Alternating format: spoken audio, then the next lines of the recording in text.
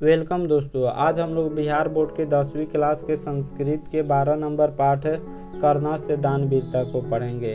कर्णा से दानवीरता का अर्थ कर्ण की दानवीरता होता है। तो इस पाठ में हम लोग कर्ण की दानवीरता को पढ़ने वाले हैं। सबसे पहले पाठ परिचय को जान लेते हैं। यह पाठ संस्कृत के प्रथम नाटककार भास द्वारा रचित कर्णभार नामक एकांकी रूपक से संकलित है। इसमें महाभारत के प्रसिद्ध पात्र कर्ण की दानवीरता दिखाई गई है। इंद्र कर्ण से छल पूर्वक उनके रक्षक कवच कुंडल को मांग लेते हैं और कर्ण उन्हें दे देता है। कर्ण बिहार के अंगराज, जो वर्तमान मुंगेर और भागलपुर है, का शासक था। इसमें संदेश है कि दान करते हुए मांगने वाले की पृष्ठभूमि, यहाँ पे पृष्ठभूमि होगा, पृष्ठभूमि जान लेनी चाहिए, अन्यथा परोपकार विनाशक भी हो जाता है। यह जो पाठ है वह नाटक है जिसके रचनाकार भास हैं। एक अंक वाला नाटक है। एकांकी का अर्थ होता है एक अंक वाला नाटक। ऐसा नाटक जो एक अंक में समाप्त हो जाए उसे एकांकी कहा जाता है। इसमें कर्ण की दानवीरता को दिखाई गई है। इंद्र जो है वह छल पूर्वक कर्ण से कवच और कुंडल मांग लेते हैं। कर्ण के पास जन्मजात ऐसा कवच और कुंडल था जिसको लाखों देवता से लेकर असुर तक कोई भी उसे भेद नहीं सकता था। जब तक उसके शरीर में कवच और कुंडल रहता तब तक वह मारा नहीं जाता। और चूंकि कौरवों को हराना था, इसलिए छल पूर्वक इंद्र जो है कवच और कुंडल मांग लेते हैं। यानी कवच और कुंडल जब दान में दे दिया तो वह लड़ने गया तो वीर गति को प्राप्त हुआ, अर्थात वह मारा गया। कर्ण बिहार के अंगराज अर्थात मुंगेर तथा भागलपुर का शासक था। इसमें संदेश है, इस पाठ से यही संदेश है कि दान देते हुए उस व्यक्ति की पृष्ठभूमि, उस व्यक्ति के बैकग्राउंड को जान लेना चाहिए कि वह व्यक्ति कैसा है, कहीं तो ढोंगी तो नहीं है, अन्यथा दूसरों पर उपकार करना विनाशक हो जाता है। जिस तरह कर्ण ने उपकार समझकर अपना कवच और कुंडल दे दिया और बिना कवच और कुंडल के जब लड़ाई करने गया तो उसे मार दिया गया। अगर वहीं उसके पास कवच और कुंडल होता, अगर वह दान नहीं दिया होता तो शायद कभी नहीं मरता। कर्ण जो था वह सूर्य पुत्र था, सूर्य देवता के वह पुत्र था और इनकी माता का नाम कुंती था। अयम पाठ भास रचिता से कर्णभार नामकस्य रूपकस्य भाग विशेष। यह पाठ भास रचित कर्णभार नामक नाटक का भाग विशेष है। इस पाठ को कर्णभार नामक नाटक से लिया गया है जिसके रचयिता भास हैं। अस्य रूपकस्य कथानकम महाभारतात गृहीतम। इस नाटक की कहानी महाभारत से ग्रहण किया गया है। इस नाटक का जो कहानी है वह महाभारत से लिया गया है। महाभारत युद्धे कुंती पुत्र कर्ण कौरव पक्षतः युद्धम करोति। महाभारत युद्ध में कुंती पुत्र कर्ण कौरव के पक्ष से युद्ध करते हैं।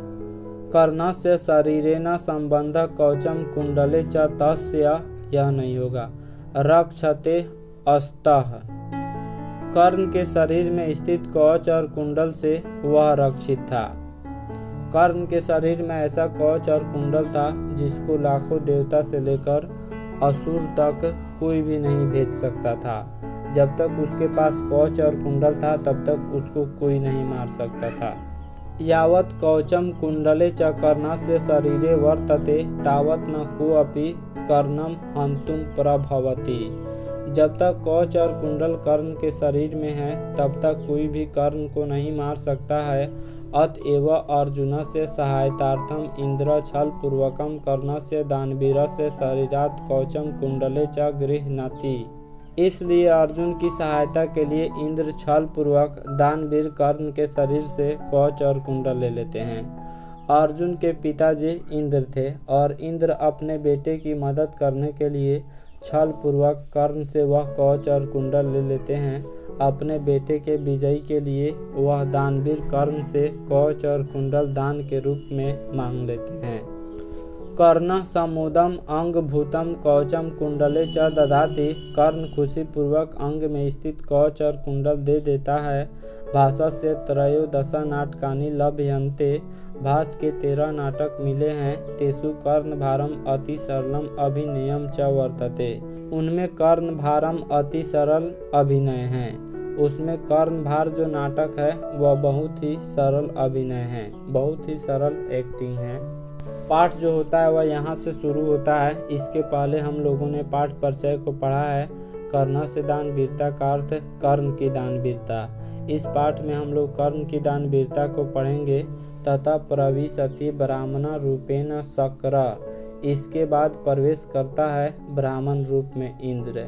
ब्राह्मण रूप में इंद्र प्रवेश करते हैं और वह कहते हैं कि भो मेघा सूर्येनैव निवर्त्य गच्छन्तु भवन्तः कर्णम उपगम्य भो कर्ण महतराम भिक्षाम याचे।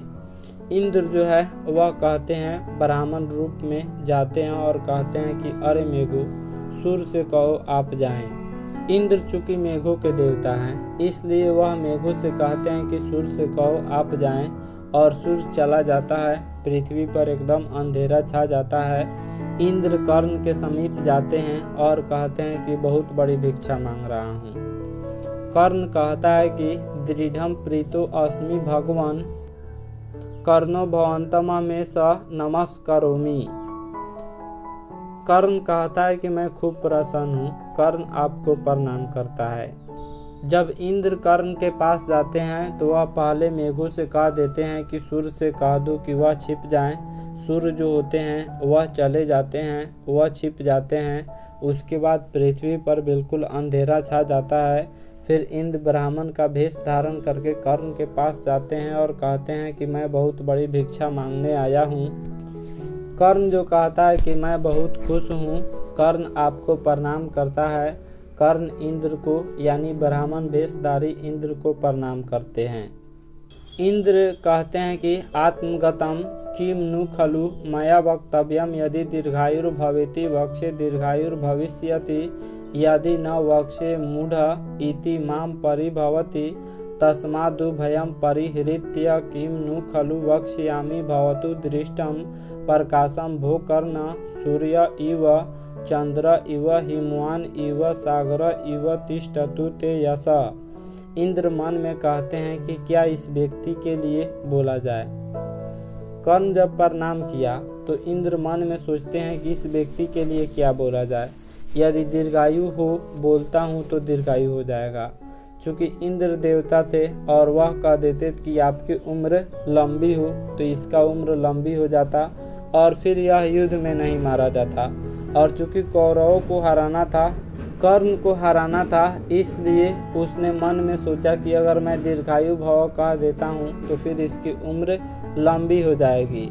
यदि ऐसा नहीं बोलता हूँ तो मुझको मूर्ख समझेगा। अगर मैं इसको आशीर्वाद नहीं दूंगा तो यह मूर्ख समझेगा मुझे।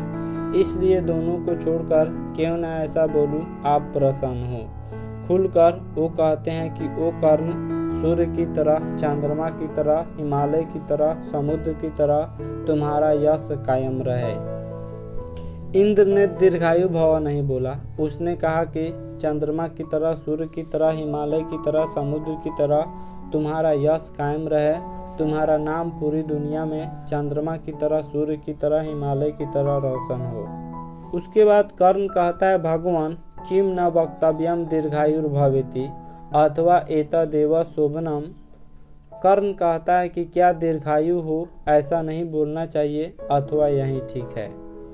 कुतः क्योंकि धर्मो ही यतनै पुरुषेण साधो भुजंग जिह्वा चपला नृपश्रिया तस्मात् प्रजा पालन मात्र बुद्धिया हतेषु देहेषु गुणा धरन्ते भगवान किम इच्छसि किमहम ददामि।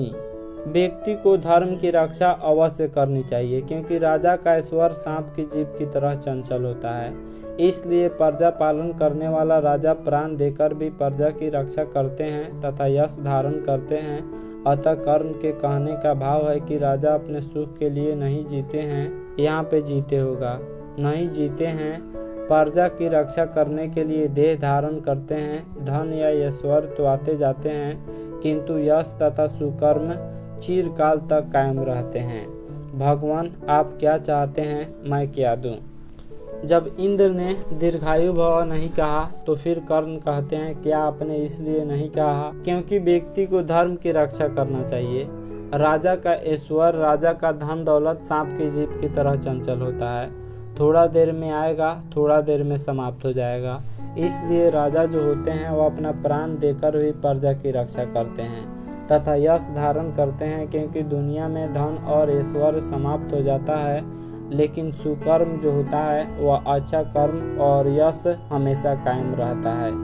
उसके बाद फिर कर्ण कहता है कि आप क्या चाहते हैं, मैं आपको क्या दे सकता हूँ। इंद्र कहते हैं महतराम भिक्षाम याचे, बहुत बड़ी भिक्षा मांगता हूँ। कर्ण कहते हैं महतराम भिक्षाम भवते प्रदास्ये सालंकारम गोसहस्र ददामी। कर्ण कहता है मैं आपको बहुत बड़ी भिक्षा दूंगा, आभूषण सहित 1000 गाय देता हूँ। शक्र इंद्र कहते हैं गोसहस्रमिति मुहूर्तकम क्षीरम पिबामी नेच्छयामि कर्ण नेच्छयामि। इंद्र कहते हैं कि 1000 गाय, मैं थोड़ी दूध पीऊँगा, नहीं चाहिए कर्ण, नहीं चाहता हूँ। कर्ण फिर कहते हैं किम नेच्छति भवान ईदम अपि श्रूयताम बहुसहस्रम वाजिनाम ते ददामी। कर्ण कहता है कि आप क्या चाहते हैं, यही भी तो बताएं, हजारों घोड़े आपको देता हूँ। शक्र कहते हैं अश्वमिति मुहूर्त कम आरोहामी नेच्छयामि कर्ण नेच्छयामि। इंद्र कहते हैं घोड़े ही, थोड़ी देर में सवारी करूँगा, नहीं चाहता हूँ कर्ण, नहीं चाहता हूँ। फिर कर्ण कहते हैं किम नेच्छति भगवान अन्यदपि श्रूयताम वारणा नाम अनेकम वृंदपि ते ददामी। कर्ण कहते हैं आप क्या चाहते हैं, दूसरा भी सुने, हाथियों का अनेक समूह आपको देता हूँ। शक्र कहते हैं गजमिति मुहूर्त कम आरोहामी नेच्छयामि कर्ण नेच्छयामि। इंद्र कहते हैं हाथी ही, थोड़ी चढ़ूंगा, नहीं चाहता हूँ कर्ण, नहीं चाहता हूँ। कर्ण जो था वह बहुत बड़ा दानवीर था। उसने पहले कहा कि मैं आभूषण देता हूँ, गाय देता हूँ, फिर कहा कि घोड़ा देता हूँ, फिर कहा कि हाथी देता हूँ। लेकिन इंद्र को तो उसका कवच और कुंडल लेना था, इसलिए उसने कहा कि नहीं चाहिए, मुझे नहीं चाहिए। फिर कर्ण कहता है कि किम नेच्छति भवान अन्यदपि श्रूयताम अपर्याप्तम कनकम ददामी। कर्ण कहता है कि आप क्या चाहते हैं, और भी सुने, जरूरत से अधिक सोना देता हूँ। शक्र कहते हैं गृहीत्वा गच्छामि किंचित गत्वा नेच्छयामि कर्ण नेच्छयामि। इंद्र कहते हैं कि लेकर जाता हूँ, थोड़ी दूर जाकर, मैं नहीं चाहता हूँ कर्ण, नहीं चाहता हूँ। कर्ण कहते हैं तेन ही जित्वा पृथ्वीम ददामी। कर्ण कहते हैं तो जीत कर भूमि देता हूँ। शक्र कहते हैं पृथ्विया किम करिष्यामि। इंद्र कहते हैं भूमि लेकर क्या करूँगा। तेन ही अग्नि अष्टोम फलम ददामी। कर्ण कहते हैं तो अग्निष्टोम फल देता हूँ। शक्र कहते हैं अग्निष्टोम फलेन किम कार्यम। इंद्र कहते हैं अग्निष्टोम फल लेकर क्या करूँगा। कर्ण कहते हैं तेन ही मच्छिरो ददामी। कर्ण कहते हैं तो मैं अपना सिर देता हूँ। शक्र अबिहा अबिहा। इंद्र कहते हैं नहीं नहीं, ऐसा मत करो। कर्ण कहते हैं न भेतव्यम न भेतव्यम प्रसीदतु भवान अन्यदपि श्रूयताम। कर्ण ब्राह्मण रूपी भेषधारी इंद्र से कहते हैं कि डरो नहीं, डरो नहीं, आप प्रसन्न हो जाए। और भी सुने, अंगय सहैव जनितम मम देह रक्षा देवासुरैरपि न भेदमिदं सहस्रै देयम तथापि कवचम स कुंडलाभ्याम प्रीत्या मया भगवते रुचितम यदि स्यात्। कर्ण ब्राह्मण भेषधारी इंद्र से कहता है कि मेरा जन्म इन कवच कुंडलों के साथ हुआ है। यह कवच देवता और असुरों के द्वारा भेद नहीं है। फिर भी यदि आपको यही कवच और कुंडल लेने की इच्छा है तो मैं प्रसन्नता पूर्वक देता हूँ। अर्थात कर्ण अपने दानवीरता की रक्षा के लिए कवच कुंडल देने को तैयार हो जाता है। शक्र सहर्षम ददातु ददातु। इंद्र जो है वह प्रसन्नता पूर्वक कहते हैं कि दे दीजिए। कर्ण आत्मगतम ऐसा एवास्य काम किम नु खलु अनेक कपट बुद्धे कृष्ण से उपाय सोअपि भवति धीर्घयुक्तम अनुशासितम नास्ति संशय प्रकाशम गृह्यताम। कर्ण मन ही मन सोचता है कि यही इसकी इच्छा है, निश्चय ही कपट बुद्धि वाले श्री कृष्ण की योजना है। यह भी वो धिक्कार है, अनुचित विचार करना। प्रकट रूप सुनाकर कहता है कि ले लीजिए। कर्ण मन ही मन सोचता है कि यह निश्चय ही कपट बुद्धि वाले श्री कृष्ण की चाल है। फिर वह सोचता है कि अनुचित विचार करना, बेकार का विचार करना यह गलत है, और उसके बाद वह इंद्र से कहता है कि ले लीजिए। शल्य जो होते हैं वह कहते हैं कि अंगराजा न दातव्यम।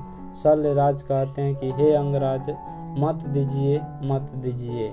कर्ण समझाता है शल्यराज को। कर्ण कहता है कि शल्यराज अम्लम वारयितुम पश्य।